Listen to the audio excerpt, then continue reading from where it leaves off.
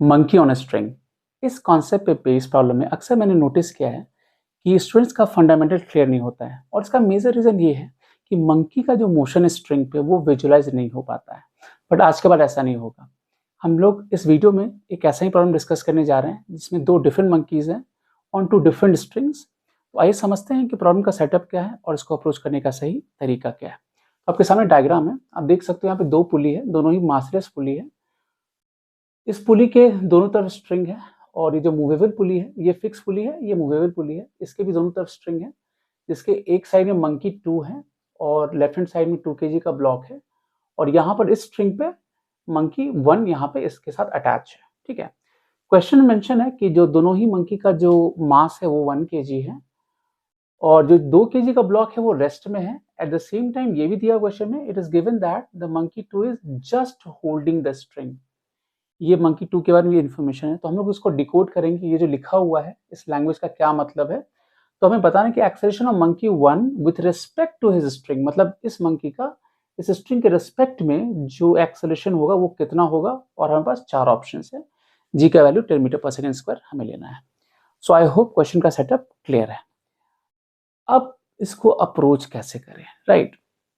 तो सबसे पहले हमें ये समझना पड़ेगा, यहाँ जो क्वेश्चन में मेंशन है, it is given that the monkey 2 is just holding the string। तो मंकी एक है कि सिंपली एक स्ट्रिंग को पकड़ के रखा हुआ है। इसका मतलब ये हुआ कि जितना स्ट्रिंग का के किसी पॉइंट का एक्सेलरेशन होगा किसी इंस्टेंट पे, लेट्स से कि इसका जो दोनों एंड है स्ट्रिंग का, इस एंड को हम ए बोलते हैं, इसको बी बोलते हैं, राइट? तो ये जो मेंशन है कि ये जो मंकी है जस्ट होल्ड कर रहा है इस स्ट्रिंग को, राइट? इसका मतलब हुआ कि जितना एक्सेलरेशन इस पॉइंट बी का होगा उतना ही मंकी 2 का भी होगा, क्योंकि यहाँ पर कोई भी रिलेटिव एक्सेलरेशन नहीं हुआ है। इन अ वे आपको ये कहा जा रहा है कि मंकी 2 का कोई भी रिलेटिव एक्सेलरेशन इस स्ट्रिंग के रिस्पेक्ट में नहीं है, क्योंकि मंकी हो सकता है चढ़ भी तो सकता है ऊपर, बट वैसा नहीं हो रहा है। इसके मतलब इसके रिस्पेक्ट में ये मूव नहीं कर रहा है। हाँ, स्ट्रिंग मूव करेगा तो ये साथ साथ मूव करेगा उसके, राइट? बट इसका कोई भी एक्सेलरेशन स्ट्रिंग के रिस्पेक्ट में नहीं है। ठीक है, दूसरा कि यहाँ पर ये रेस्ट में दिया हुआ है, इसका मतलब है कि यहाँ पे टेंशन, यहाँ पे 20 न्यूटन इधर काम कर रहा है, और टेंशन यहाँ पे कितना आ जाएगा, ऑफ कोर्स टी जो होगा 20 न्यूटन होगा, क्योंकि क्वेश्चन मेंशन है। क्योंकि 2 kg रेस्ट में है तो टी मेरा 20 न्यूटन हो गया, राइट?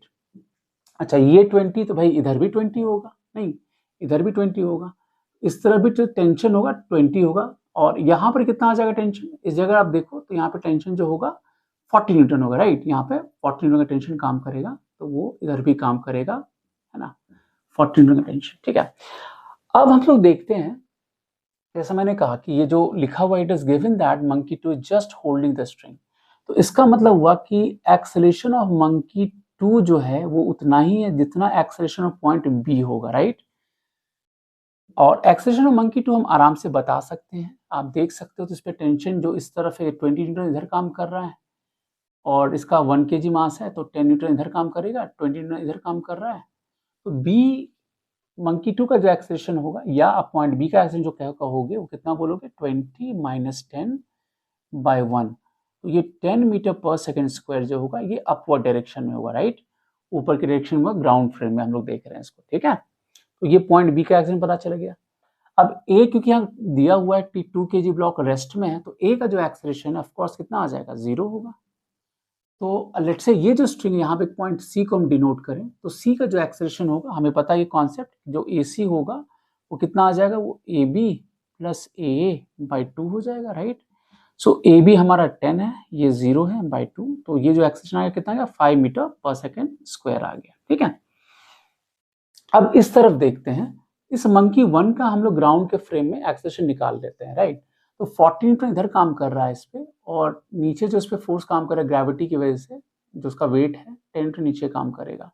तो मंकी 1 का जो एक्सेलरेशन होगा, एक्सेलरेशन ऑफ मंकी 1 अगर बोले तो ये होगा 40 माइनस 10 डिवाइड बाई 1, ये कितना आएगा, 30 मीटर पर सेकेंड स्क्वायर, और ये अपवर्ड डायरेक्शन में होगा, राइट? ये ध्यान रखना, ये अपवर्ड डायरेक्शन में होगा।